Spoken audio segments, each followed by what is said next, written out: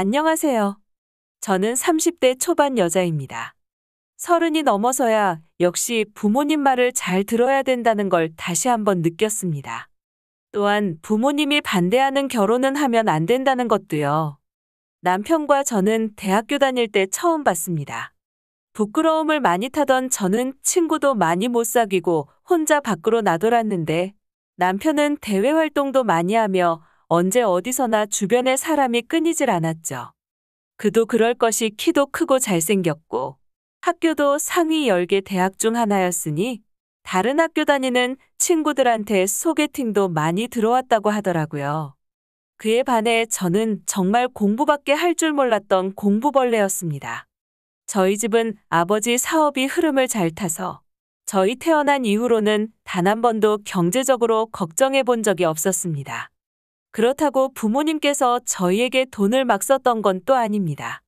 공부든 뭐든 확실하게 꿈이 있고 계획이 있을 때는 지원을 아낌없이 해주시지만 평소에 용돈을 많이 주시고 그런 건 아니었습니다. 그렇게 학교를 다니던 중 학교 추천으로 전공 관련하여 해외 대학 유학 프로그램에 갈 수 있는 기회가 생겼습니다. 학비는 장학금을 받아서 괜찮았지만 생활비나 식비 등 그 외 각종 비용을 부모님께서 지원해 주셔서 맘 편하게 공부할 수 있었습니다. 그렇게 공부를 마치고 돌아와서는 취업 준비를 하였고 토익 점수 만들기 위해 토익 학원에 등록했을 때 남편을 다시 만나게 되었습니다. 인기가 많았던 남편이 저를 알아봤을 리가 없는데 그래도 유학 생활하면서 성격이 많이 밝아져서 저는 옛날에 제가 어땠는지는 기억도 못하고 다가가서 반갑게 인사했습니다. 남편은 당연히 저를 기억하지 못했지만 학교 얘기하면서 몇 없었지만 공통된 친구들 얘기를 하다 보니 제가 기억나는 것 같기도 하다고 하더라고요. 그렇게 같이 취업 준비하면서 이런저런 정보들도 주고받고 공부하다가 안 되는 날이면 만나서 카페에서 같이 공부하고 종종 영화도 같이 보고 하다 보니 저희는 자연스럽게 연인 관계가 되었습니다. 운이 좋게 또 저희는 비슷한 시기에 취업을 할 수 있었습니다. 같이 준비하다가 한 명만 취업했으면 서로 사이가 서먹해졌을 텐데 말이죠. 게다가 회사도 서로가 원하던 일지망 기업에 들어가서 다할 나위 없이 행복했습니다.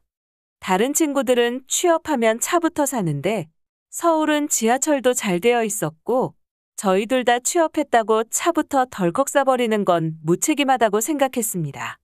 근데 부지런한 남편은 저랑 같이 출퇴근하려고 매일 1시간씩을 지하철로 돌아서 다녔습니다.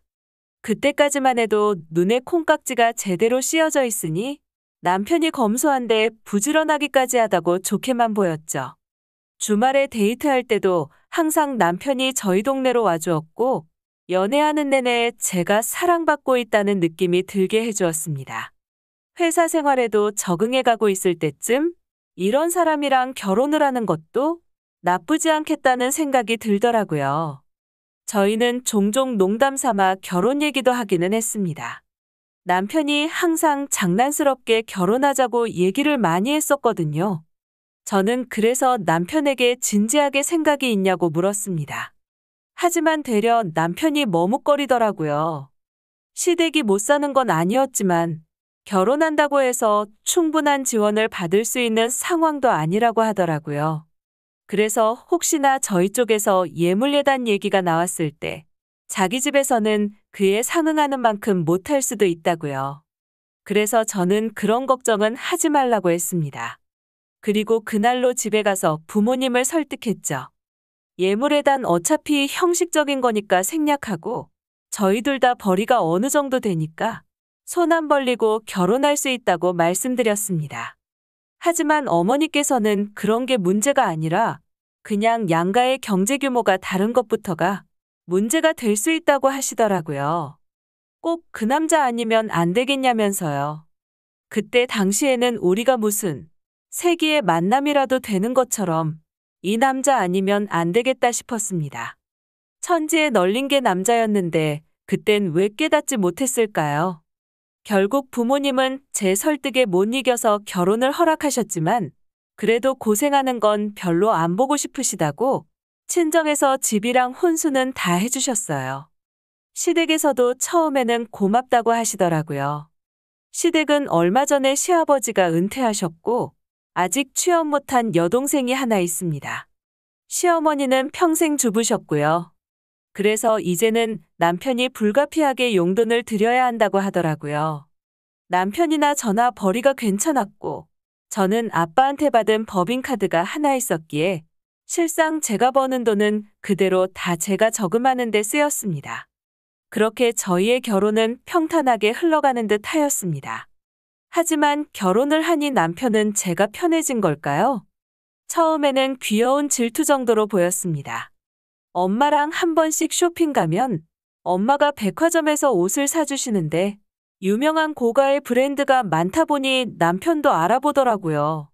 그러면서 지나가는 말로 오늘 힘 좀 줬다고 좋은 데 가냐고 하길래 처음엔 그냥 농담하나 보다 했습니다. 근데 어느 순간부터는 직접적으로 이런 건 얼마씩 하냐고 묻기 시작하더라고요. 그래서 모른다고 엄마가 사줘서 그냥 입는 거라고 하고 넘겼습니다. 하지만 점점 심해지더니 나중에는 제 개인적인 소비까지 간섭하기 시작하더라고요. 처음에는 남편이 월급으로 시댁에 생활비를 얼마를 드리고 남는 걸 길바닥에 뿌리던 갈아서 마시던 상관 안 했고 남편도 제 급여에 간섭 일절 안 하기로 했거든요. 대신 저희 둘 생활비는 제가 쓰기로 했어요.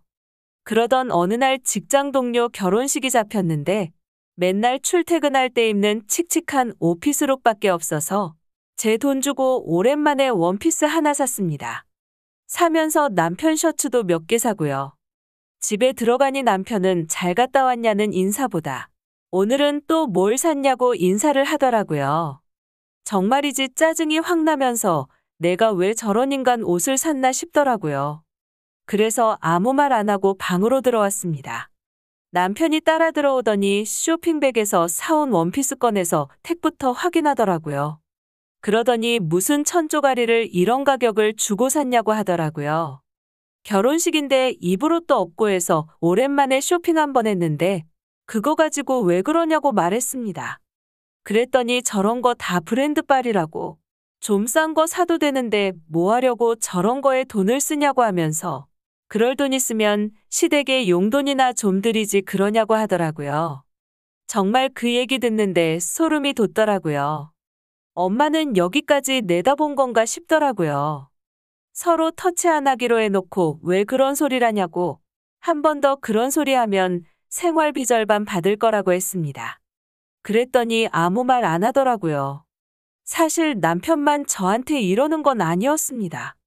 한 번씩 시댁을 가도 제가 왔다는 걸 반가워하는 게 아니라 시어머니랑 시누이랑 저를 위아래로 훑어보기 바쁩니다. 시댁에서 반찬 투정 한 번 한 적 없는데 노골적으로 돈이 없어서 차린 게 이렇다고 하시고 시누이는 대놓고 저한테 용돈 달라고 하거나 말도 안 되는 걸 가지고 와서는 제 옷이나 가방이랑 바꾸자고 하더라고요. 시어머니도 저한테 결제 방법이 어렵다고 하시면서 홈쇼핑에서 주문하시고 결제해달라고 하신 게 한두 번이 아닙니다. 남편한테 치사하게 보일까 이런 거 다 혼자 참고 넘겼더니 이제는 제 월급으로 시댁 용돈까지 주라고 하니 어이도 없고 화도 나더라고요. 그렇게 시댁에 대한 오만정이 다 떨어져 가고 있을 때였습니다. 그날도 형식적으로 시댁에 방문해서 밥 먹고 있을 때였습니다. 남편이 저에게 어처구니 없는 제안을 하나 하더라고요. 결혼했으면 시댁도 가족인데 시누이 취업하는 거 좀 도와줘야 되지 않겠냐고 하더라고요. 밥상머리에서 싸우기 싫어서 육두문자가 목구멍 끝까지 차오르는데 간신히 참았습니다. 시어머니도 저보고 좀 도와주라고 하고 그 옆에서 시누이는 출근할 때 입게 위아래 한 세트랑 가방 하나만 사달라고 이러고 있네요. 정말 다들 머릿속에 우동사리만 들어있는 건지 화가 너무 나서 대꾸도 못하고 생각만 했습니다. 때릴까? 뭘로 때릴까? 숟가락으로 때리면 아플까? 밥 먹는 내내 이런 생각밖에 안 들더라고요. 근데 그 와중에 자기들끼리 이미 얘기가 된 건지 시누이가 이력서를 들고 나와서는 저보고 봐달라고 하더라고요. 어이가 없어서 보자마자 실소가 터져 나오더라고요. 솔직하게 얘기했습니다. 자기소개서는 초등학생 수준이고 대학 졸업한 지가 언제인데 경력은 아무것도 없고 심지어 맞춤법도 엉망이라고요. 시누이는 듣다가 부끄러운 건지 울음을 터뜨리고 방으로 들어가더라고요. 시어머니는 애한테 말을 왜 그렇게 하냐고, 싫으면 싫다고 하던지 저보고 인성 문제 있냐고 하시더라고요. 그래서 시어머니한테 말씀드렸습니다. 기준 조건 미달되는 사람을 잘못 받았다가 크게 곤욕을 겪고 있어서 철저하게 체크한 것뿐이라고요.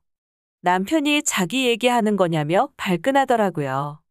그래서 잘 알고 있으면서 왜 안 고치냐고 했습니다. 시어머니도 어디 하늘 같은 남편한테 말을 함부로 하냐며 욕을 하시더라고요. 수준 떨어지는 거 아들 때문에 받아줬더니 어디 돈 가지고 유세냐며 화를 내시더라고요. 오늘이구나, 갈 때까지 갔구나 싶더라고요. 그래서 저도 참지 않고 얘기했습니다. 나는 돈이라도 많지 당신네는 내세울 거 뭐 있냐고요. 제 얘기를 듣고 시어머니 그대로 뒷목 잡고 아이고 아이고 하시면서 뒤로 나자빠지더라고요. 남편이 어른한테 말버릇이 그게 뭐냐고 하더라고요. 그래서 얘기했습니다. 어른이 어른다워야 어른 대접을 해줄 거 아니냐고. 입 다물고 시어머니 간호나 해드리라고 우리 부모님이 구해준 집 돌아올 생각하지 말라고 했습니다. 짐은 이혼 서류랑 같이 보내준다고 했고요. 집에 와서도 남편하고 시모한테 카톡으로 욕이 엄청 오더라고요. 처음 들어보는 욕도 있고 그렇게 창의력이 좋으면 돈 버는데 쓰지 참 아쉽더라고요. 전부 다 캡처해서 다시 보내주면서 얘기했습니다. 몇 푼 없는 돈 고소당해서 싹 다 뜯기기 싫으면 적당히 하고 찌그러져서 살라고요. 지킬 돈이 그래도 좀 있는지 바로 조용해지더라고요.